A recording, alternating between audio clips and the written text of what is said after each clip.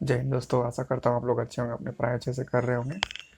आज हम लोग डीसी जनरेटर का सेट नंबर 1 करने जा रहे हैं, जिसमें टोटल 40 क्वेश्चन होंगे। ये टोटल प्रीवियस ईयर होते हैं, जैसा कि मैं हमेशा बताता हूँ। और ये आगामी एग्जाम, बार, इसरो, रेलवे, जितने भी इलेक्ट्रिशियन ट्रेड से संबंधित एग्जाम होंगे, ये क्वेश्चन बहुत इंपॉर्टेंट साबित होंगे। आप जानते हैं कि बहुत सारी वैकेंसियाँ अभी हाल फिलहाल में आई हैं, आपको भरने चाहिए और एग्जाम में देना चाहिए। आपको अपनी क्षमता आंकने का मौका मिलेगा। सो आज हम लोग सेट नंबर 1 करने जा रहे हैं डीसी जनरेटर का। और आज का पहला क्वेश्चन है, डीसी जनित्र में फील्ड पोल्स की न्यूनतम संख्या कितनी होती है? 1, 2, 4, 8।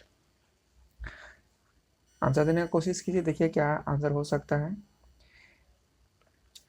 डीसी जनित्र में फील्ड पोल्स की न्यूनतम संख्या 2 होती है। Option B is the correct answer है। नेक्स्ट क्वेश्चन देखते हैं। नेक्स्ट क्वेश्चन है आपका, डीसी जनित्र के फील्ड पोल्स बने होते हैं कास्ट स्टील, माइका, तांबा, जस्ता। आंसर देने की कोशिश कीजिए। जेएमआरसी 2008 में क्वेश्चन पूछा गया है। क्या आंसर हो सकता है इसका? डीसी जनित्र के फील्ड पोल्स बने होते हैं और कास्ट स्टील के बने होते हैं। Option A is the correct answer है। नेक्स्ट क्वेश्चन देखते हैं। नेक्स्ट क्वेश्चन है आपका,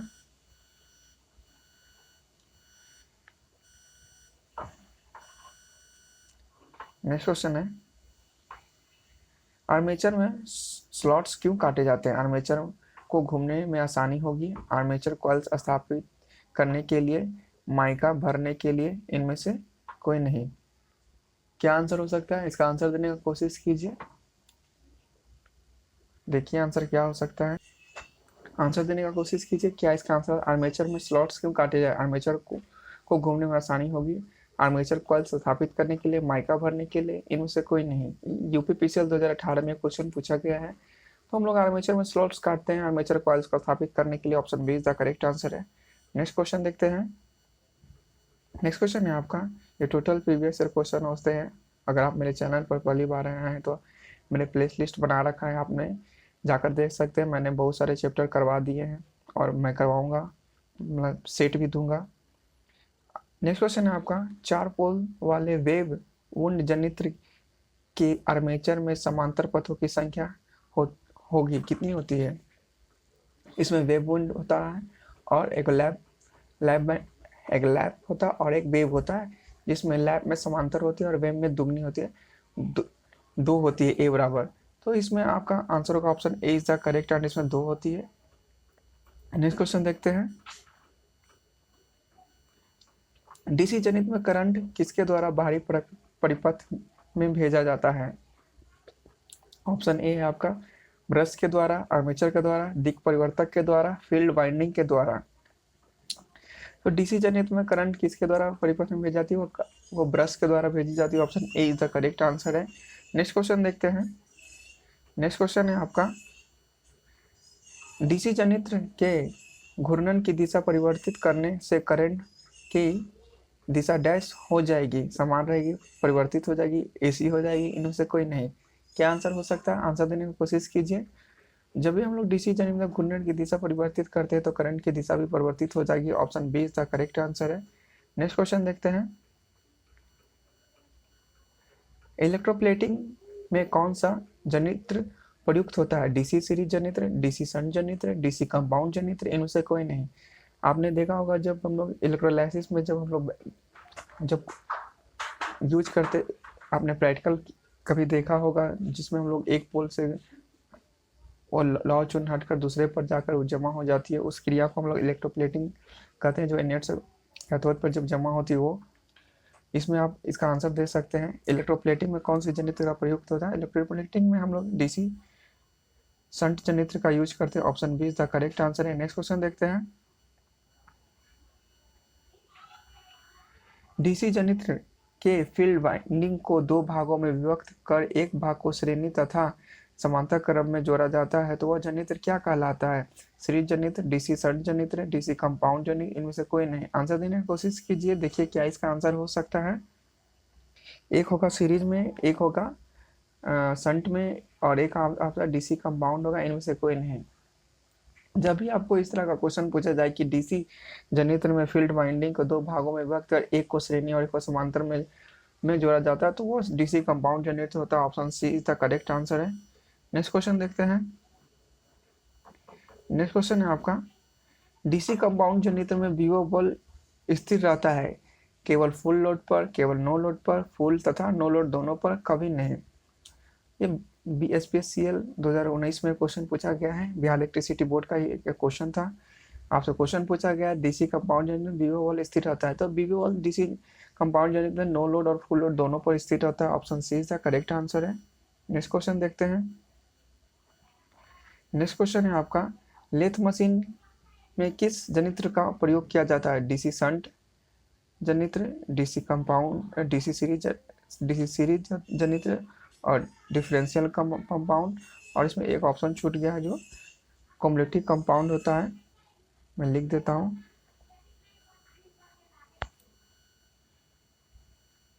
कम्युलेटिव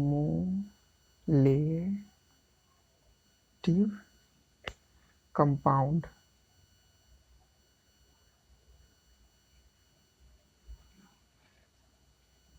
कम्युलेटिव कंपाउंड एक होता है।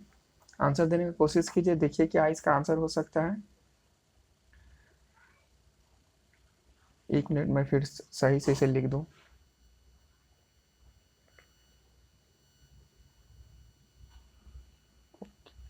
एक second.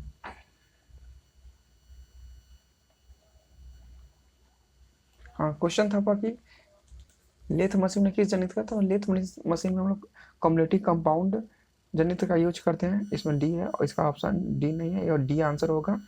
Cumulative compound, cumulative compound compound जनित्र का यूज करते हैं हम लोग लेथ मशीन के लिए। Option D is the correct answer है। नेक्स्ट क्वेश्चन देखते हैं। नेक्स्ट क्वेश्चन है आपका, चुंबकीय पदार्थ के बार बार चुंबकित तथा विचुंबकित होने में हुई वैद्युतीय क्षति क्या कहलाती है? एडी धारा क्षति, हिस्टैरिक क्षति, ताम क्षति, यांत्रिक क्षति। आंसर देने की कोशिश कीजिए, क्या इसका आंसर हो सकता है? ELP 2014 में क्वेश्चन पूछा गया है। आपसे क्वेश्चन पूछा गया कि चुंबकीय पदार्थ के बार बार चुंबकित तथा विचुंबकित होने में हुई वैद्युतीय क्षति कहलाती है, क्या कहलाती है? तो या ये जब भी आपसे पूछा कि बार बार चुंबकित और विचुंबकित होने से कौन सी क्षति होती है? हिस्टैरिक क्षति। Option B is the correct answer होगा, ये हिस्टैरिक क्षति होती है। नेक्स्ट क्वेश्चन देखते हैं। नेक्स्ट क्वेश्चन है, फ्लेमिंग के दाएं हाथ के नियम के अनुसार प्रेरित विभव बल की दिशा इंगित होती है, किससे होती है? तर्जनी, मध्यमा, अंगूठा और अनामिका। तो जब भी आपसे क्वेश्चन पूछा था कि फ्लेमिंग के दाएं हाथ के नियम के अनुसार प्रेरित विभव बल की दिशा इंगित करती है, वो मध्यमा होती है। Option be the correct answer होगा।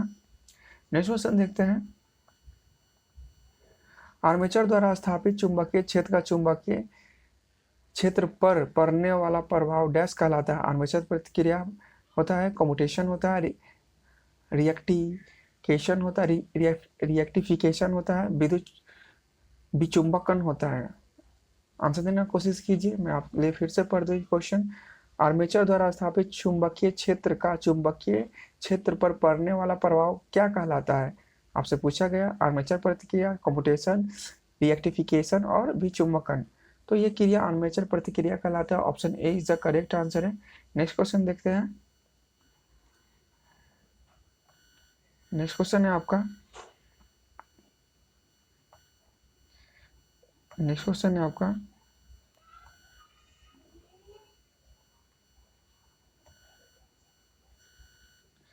आपको मुख्य फील्ड पोल्स के बीच स्थापित किए गए छोटे फील्ड पोल्स कहलाते हैं, क्या कहलाते हैं? इंटर पोल कहलाएंगे, आर्मेचर कराएंगे, स्मॉल पोल कराएंगे, मेन पोल्स कहलाएंगे। क्वेश्चन है आपको, मुख्य फील्ड पोल्स के बीच स्थापित किए गए छोटे पोल्स कहलाते हैं, तो वो कहलाते हैं इंटर पोल्स कहलाते हैं। याद रखिएगा, जब भी आपसे क्वेश्चन पूछा जाए कि मुख्य फील्ड पोल्स के बीच स्थापित किए गए छोटे फील्ड पोल्स को क्या कहते हैं? वो इंटर पोल कहलाते हैं। Option A is the correct answer है। नेक्स्ट क्वेश्चन देखते हैं। नेक्स्ट क्वेश्चन है आपका, निम्न से कौन सी विधि द्वारा डीसी जनरेटर में विभव बल प्रेरित होती है? तापीय, गति, रासायनिक स्थिति। तो ये आज का आंसर होगा option number B is the correct answer होगा, गति के कारण इसमें जनरेटर विभव बल प्रेरित होती है। Option B is the correct answer है। नेक्स्ट क्वेश्चन देखते हैं। नेक्स्ट क्वेश्चन है, निम्न में से किस सिद्धांत पर डीसी जनरेटर कार्य करता है? लेंज के नियम पर, ओम के नियम पर, फैराडे के विद्युत चुंबकीय प्रेरण नियम पर, न्यूटन के नियम पर। अब जानते हैं कि विद्युत किसी भी जनरेटर कार्य करेगा जब चुंबक में विद्युत चुंबकीय प्रेरण जब भी होगा तब वो कार्य करता है। Option C is the correct answer है। फैराडे के विद्युत चुंबकीय प्रेरण नियम पर यह कार्य करता है। नेक्स्ट क्वेश्चन देखते हैं। नेक्स्ट क्वेश्चन है आपका, इनमें से कौन सी डीसी जनित की मौलिक आवश्यकताएं होती है? आर्मेचर, चुंबकीय क्षेत्र, कम्यूटेटर तथा ब्रश आदि सभी। क्या इसका आंसर हो सकता है? देखिए, जब भी जनित्र कार्य करेगा तो किस पे इसकी आवश्यकता क्या क्या हो सकती है? आर्मेचर होगा ही, चुंबकीय क्षेत्र होना ही चाहिए, कम्यूटेटर होना चाहिए, तब ब्रश होना ही चाहिए। इसका आंसर होगा option number D is the correct answer है। ये सभी इसकी जरूरतें होती हैं, इसका कार्य करने के लिए मौलिक आवश्यकताएं है इसकी। नेक्स्ट क्वेश्चन देखते हैं। नेक्स्ट क्वेश्चन है आपका, ऊर्जा रूपांतरण कौन सी कार्य डीसी जनरेटर द्वारा किया जाता है? आप जानते हैं कि जनरेटर किस क्या कार्य करता है, कौन सी ऊर्जा को ये परिवर्तित करता है? तो डीसी जनरेटर जो होता है वो यांत्रिक ऊर्जा को विद्युत ऊर्जा में रूपांतरित करता है। Option C is the correct answer है। नेक्स्ट क्वेश्चन देखते हैं। किस नियम द्वारा कुंडली में धारा की दिशा ज्ञात की जा सकती है? फ्लेमिंग के बाएं हाथ के नियम के द्वारा, फ्लेमिंग के दाएं हाथ के हस्त नियम के द्वारा, क्रॉक स्क्रू नियम के द्वारा, दाएं हाथ के अंगूठे नियम के द्वारा। आंसर देने का कोशिश कीजिए, क्या इसका आंसर होता है? जब भी आपको पूछा जाए कि किस नियम के द्वारा कुंडली में धारा की दिशा ज्ञात की जाती है तो फ्लेमिंग के राइट हैंड के रूल के द्वारा इसे हम धारा की दिशा ज्ञात करते हैं। Option B is the correct answer है। नेक्स्ट क्वेश्चन देखते हैं। ढलवा लोहे के प्रयोग से जनरेटर का योग बनाया जाता है, क्यों? यह मशीनों को यांत्रिक सुरक्षा देता है, यह सस्ता होता है, यह चुंबकीय पथ पूर्ण करता है, उपयुक्त सभी। ये ऑर्डिनेंस फैक्ट्री 2015 में क्वेश्चन पूछा गया है। आपसे क्वेश्चन पूछा गया ढलवा लोहे के प्रयोग से जनरेटर का योग, यानी योग मतलब होता है उसकी बॉडी, उसका फ्रेम क्यों बनाया जाता है? इसे बनाने का मुख्य कारण है यह मशीन को यांत्रिक सुरक्षा देता है, यह सस्ता होता है, यह चुंबकीय पथ पूर्ण करता है, उपयुक्त सभी। इसका आंसर होगा option D is the correct answer, ये सभी होता है। नेक्स्ट क्वेश्चन देखते हैं। नेक्स्ट क्वेश्चन है, सामान्यतः आर्मेचर प्रतिरोध का मान होता है। जब भी आपसे पूछा जाए कि आर्मेचर प्रतिरोध का मान कितना होता है तो इसका मान 1 ओम होता है। Option D is the correct answer है। नेक्स्ट क्वेश्चन देखते हैं, ये याद रखिएगा, आर्मेचर प्रतिरोध का मान 1 ओम होता है। नेक्स्ट क्वेश्चन देखते हैं, कौन सा अचालक पदार्थ कम्यूटेटर सेगमेंट के मध्य प्रयोग किया जाता है? लकड़ी, रबर, अब्रक, संगमरमर। क्या यूज किया जाता है कम्यूटेटर सेगमेंट के मध्य में?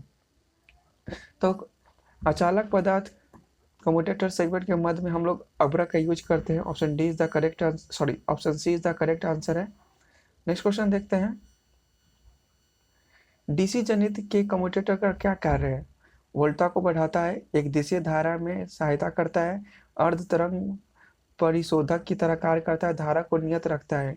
तो कम्यूटेटर जो होता है वो एक दिशा धारा में सहायता करता है।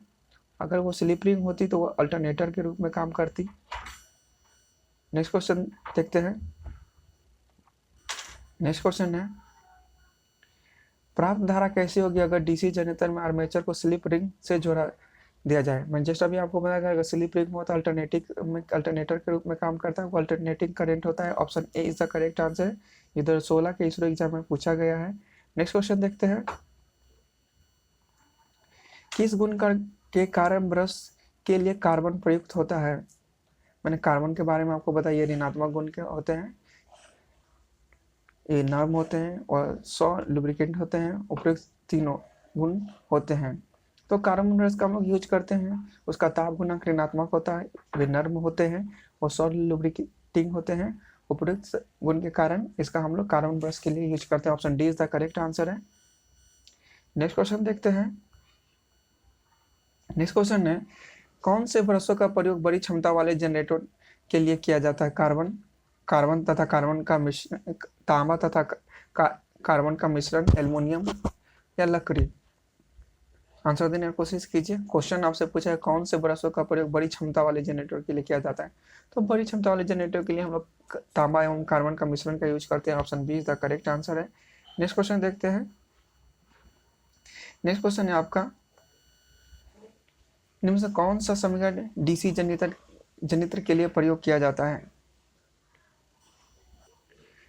हम लोग डीसी जनित्र के लिए कौन सा सूत्र का यूज करते हैं। तो डीसी जनित्र के लिए सूत्र होता है वो option C is the correct answer है। ई इक्वल टू होता है 5ZNP बटा 60A।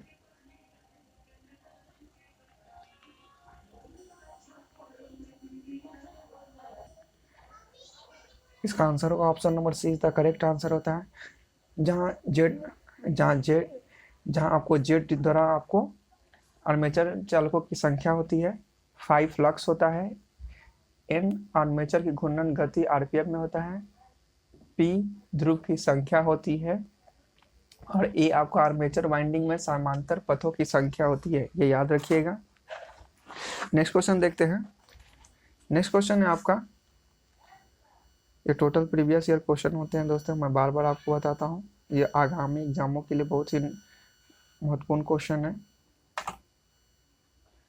8 पोल वाले स्लिपलेक्स लैप बाउंड जनरेटर में समांतर पथों की संख्या होती है कितना। मैंने जस्ट अभी बताया कि लैप में क्या होता है, बराबर होता है और वेव में ए बराबर 2 होता है, यानी दो होगा उसमें। तो इसमें आपको डायरेक्ट यहाँ से लैप बाउंड जनरेटर पूछा गया, तो इसमें इसका आंसर बी होगा। Option B is the correct answer है, क्योंकि इसमें लैप बाउंड आपको जनरेटर के बारे में पूछा गया है। तो इसमें समांतर पथों की संख्या 8 होगी और वेव में 2 होगी। नेक्स्ट क्वेश्चन देखते हैं। नेक्स्ट क्वेश्चन है, निम्न से किन तथ्यों पर जनरेटर का विभव बल निर्भर करता है। ध्रुवों की संख्या, गति, चालकों की संख्या, उपरोक्त तीनों। तो जनरेटर का विभव बल ये तीनों पर निर्भर करती है। Option D is the correct answer है। ये ध्रुवों की संख्या पे भी निर्भर करेगी, गति पे भी निर्भर करेगी, चालकों की संख्या पे भी निर्भर करेगी। नेक्स्ट क्वेश्चन देखते हैं। नेक्स्ट क्वेश्चन है, लैप बाइंडिंग की तुलना में वेव बाइंडिंग में जनित्र विभव बल क्या होगा यदि मशीन के ध्रुवों की संख्या समान हो। कम होगा, अधिक होगा, बराबर होगा, नगण्य होगा। आंसर देने का कोशिश कीजिए, क्या इसका आंसर हो सकता है। इसका आंसर होगा ऑप्शन नंबर 20 द करेक्ट है, अधिक होगा। लैप बाइंडिंग की तुलना में वेव बाइंडिंग में जनित्र विभव बल अधिक होगा। ऑप्शन 20 द करेक्ट आंसर है। नेक्स्ट क्वेश्चन देखते हैं। नेक्स्ट क्वेश्चन है आपका, जनित्र का विभव बल नियंत्रित करने के लिए किससे परिवर्तित कर सकते हैं। फ्लक्स को, जनरेटर की गति को, चालक के पदार्थ को, गति और फ्लक्स दोनों को। तो जनित्र का विभव बल नियंत्रित करने के लिए हम गति और फ्लक्स दोनों को परिवर्तित कर सकते हैं। Option D is the correct answer है। नेक्स्ट क्वेश्चन देखते हैं। नेक्स्ट क्वेश्चन है आपका, निम्नलिखित किस कमी के कारण जनरेटर का विभव बल जनित्र करने में असमर्थ है। इनमें अवशिष्ट चुंबक की क्षति हो गई हो, घूर्णन की दिशा गलत हो, क्षेत्र प्रतिरोध क्रिटिकल प्रतिरोध से अधिक हो, उपयुक्त तीनों में से कोई एक भी। ये 2020 के इसरो एग्जाम में पूछा गया क्वेश्चन है, आप आंसर देने की कोशिश कीजिए। आपसे क्वेश्चन पूछा गया किस कमी के कारण जनरेटर विभव बल जनित्र करने में असमर्थ होता है। तो इसे आपका आंसर होगा option D is the correct answer है।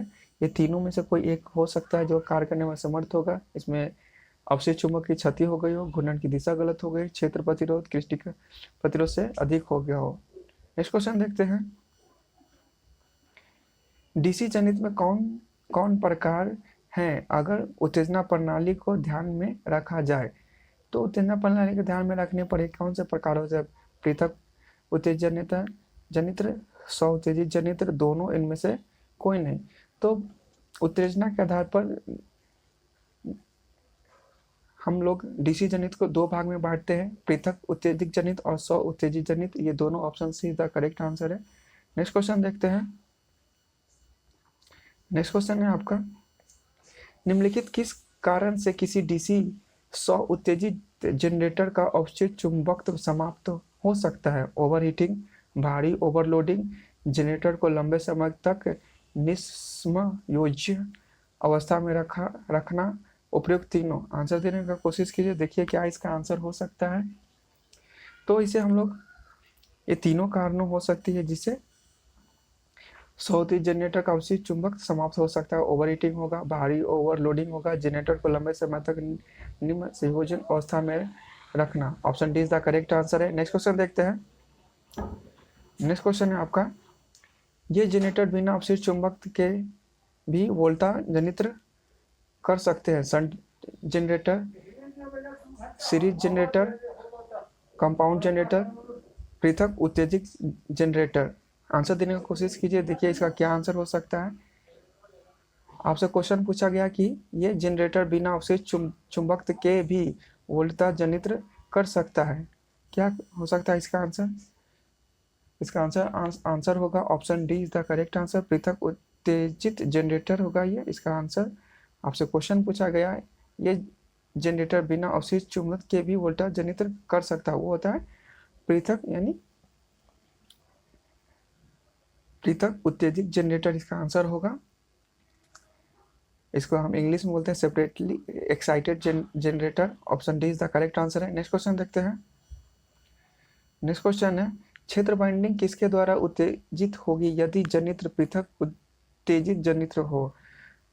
अपनी धारा द्वारा, प्रतिवर्ती धारा के वायु स्रोत द्वारा, प्रत्यक्ष डीसी धारा के वायु स्रोत द्वारा, पल्सेटिंग करंट द्वारा। आंसर देने का कोशिश कीजिए, क्या इसका आंसर हो सकता है?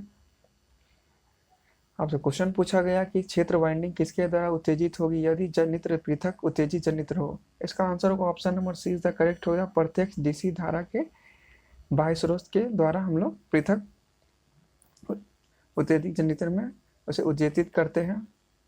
नेक्स्ट क्वेश्चन देखते हैं। क्षेत्र वाइंडिंग किसके द्वारा उत्तेजित होगी यदि जनित्र स्व उत्तेजित हो यानी सेल्फ एक्साइटेड हो? आंसर है आपका क्या हो सकता है? आंसर देने की कोशिश कीजिए। डीसी वायु स्रोत द्वारा, एसी द्वारा, इसकी अपनी धारा द्वारा, पल्सेटिंग करंट के द्वारा। तो स्व उत्तेजित धारा की कोई भी बाहर स्रोत धारा नहीं जरूरत पड़ती है, इसका अपनी धारा होती है। Option C is the correct answer होगा। नेक्स्ट क्वेश्चन देखते हैं। स्व उत्तेजित जनित्र का प्रकार है, इनमें सभी के प्रकार हो सकते हैं जिसमें आपको ऑप्शन है श्रेणी जनरेटर, शंट जनरेटर, मिश्रित जनरेटर, उपयुक्त सभी। तो स्व उत्तेजित जनित्र के ये सभी प्रकार है। Option D is the correct answer है। इसमें श्रेणी जनरेटर, शंट जनरेटर, मिश्रित जनरेटर, उपयुक्त सभी इसके आंसर है। नेक्स्ट क्वेश्चन देखते हैं। सही कथन चुनिए। सीरीज जनरेटर में आर्मेचर, फील्ड वाइंडिंग तथा लोड तीनों श्रेणी क्रम में होते हैं, ये सही बात है। सीरीज जनरेटर की फील्ड वाइंडिंग मोटे तार कम लपेट की बनाई जाती है, ये भी सही बात है। सीरीज जनरेटर को बिना लोड संयोजित नहीं चलाना चाहिए, ये भी सही बात है। इसका आंसर होगा ऑप्शन नंबर डी, ये तीनों सही कथन है। नेक्स्ट क्वेश्चन देखते हैं। नेक्स्ट क्वेश्चन है आपका, सत्य कथन चुने। सीरीज जनरेटर को बिना लोड संयोजित किए नहीं चलाना चाहिए। जस्ट अभी मैंने आपको इस वाले पहले वाला क्वेश्चन में बताया, उस बिना लोड इसे नहीं चलाना चाहिए। सीरीज जनित्र लोड बढ़ने से टर्मिनल वोल्टेज घटता है, ये सही बात है। जब भी सीरीज जनित्र लोड बढ़ता है तो टर्मिनल वोल्टेज घटता है। सीरीज जनित्र का प्रतिरोध निम्न स्तरीय होता है, ये भी होता है, ये भी सही बात है। Option D is the correct answer है। नेक्स्ट क्वेश्चन देखते हैं। नेक्स्ट क्वेश्चन है, ये टोटल 40 क्वेश्चन है दोस्तों, मैंने आपको करा दिए हैं। आशा करता हूँ मेरे द्वारा बताए गए सभी क्वेश्चन आपको अच्छे लग रहे हो। अगर कहीं भी आपको दिक्कत हो मुझे कमेंट कीजिए, मैं उसे सुधार करूँगा। और आपको किसी भी क्वेश्चन में प्रॉब्लम हो तो मुझे बताइए, मैं उसका शॉर्ट्स वीडियो आपको दे दूँगा। और ये टोटल प्रीवियस ईयर क्वेश्चन होते हैं दोस्तों, जो आगामी एग्जाम के लिए आपको बहुत महत्वपूर्ण होंगे।